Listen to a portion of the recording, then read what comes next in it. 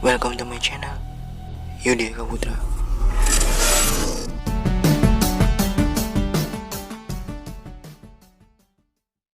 Pulau kecil ini dulunya tuh cuman pulau biasa, kayak pulau-pulau pada umumnya gitu. Namun, pada tahun 1379 terjadilah perang Chioggia.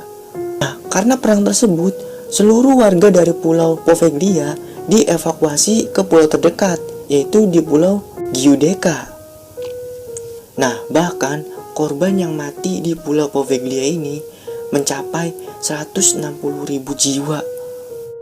Oke guys, sebelum masuk ke videonya, gue kasih disclaimer dulu nih, bahwa apa yang nanti gue sampaikan mungkin bukan semuanya itu fakta, karena gue juga dapat informasi ini dari internet gitu. Jadi ada dua kemungkinan. Yang pertama bisa fakta, dan yang kedua bisa aja hanya sebuah konspirasi. Nah, di video kali ini gue bakal ngebahas tentang lanjutan dari video yang pertama itu, yang part 1. Nah, jadi buat kalian yang belum nonton part 1-nya, tonton dulu ya, karena video ini itu berkaitan, bersambungan gitu dengan yang part 1 kemarin.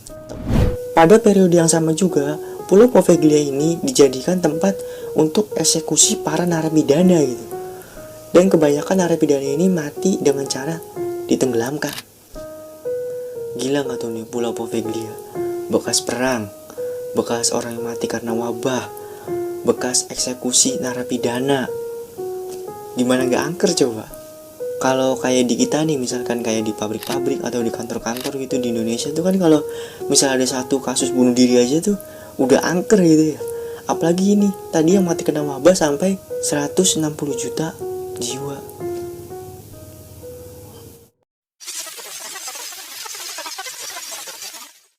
Pada tahun 1992, Venezia kembali memanfaatkan pulau ini dengan mendirikan rumah sakit jiwa di Pulau Poveglia.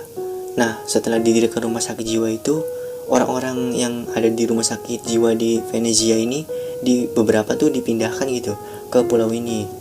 Semuanya awalnya tuh berjalan dengan lancar gitu, sampai pada akhirnya ketika ada pasien yang mengaku telah diganggu oleh korban-korban wabah waktu itu.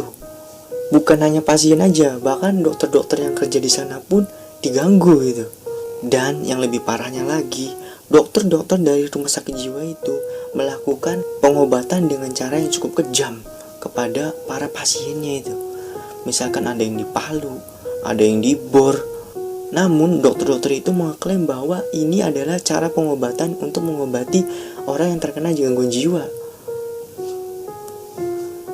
Ya namanya juga orang zaman dulu ya, mungkin pikiran mereka begitu yang dilakuin. Nah, para dokter-dokter ini melakukan hal itu juga karena mereka tuh merasa mendengar sebuah bisikan-bisikan gaib gitu, yang mendorong mereka untuk melakukan hal-hal tersebut, hingga membuat para dokter ini menjadi stres gitu. Kemudian ada satu kejadian di mana direktur dari rumah sakit ini ditemukan tewas bunuh diri karena terjun dari menara lonceng. Yang dimana nih menara loncengnya adalah bangunan tertinggi yang ada di Pulau Poveglia ini. Nah, setelah kejadian-kejadian tersebut, akhirnya pasien-pasien yang ada di Poveglia ini dipindahkan lagi ke rumah sakit jiwa yang ada di Venezia. Nah, jadi kan Pulau Poveglia ini kembali lagi jadi kosong lagi gitu kan. Nah, kosongnya ini dari waktu itu tuh sampai sekarang. Dan juga nih bangunan dari rumah sakit jiwa ini sampai sekarang pun masih ada gitu. Kalau kalian mau tahu foto-fotonya, nih foto-fotonya.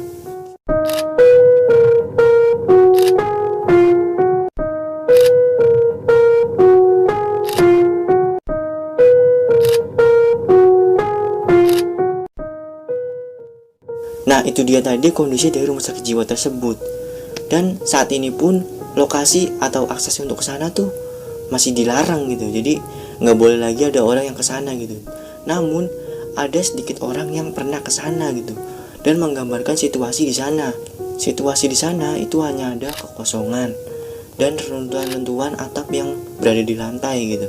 Dan terkadang mereka mendengar suara tangisan seseorang. Nah, itu dia tadi cerita gue tentang pulau dari Poveglia ini. Menurut kalian gimana? Seru apa enggak? Dan ini pendapat gue pribadi ya, sebagai orang Indonesia gitu. Tentu kalau bicara tentang hal-hal gaib tuh cukup menyenangkan gitu, cukup seru gitu untuk dibahas.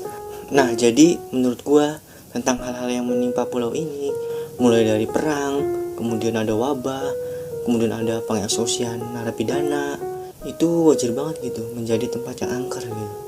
Apalagi yang meninggal bukan 1-2 orang, tapi ratusan juta.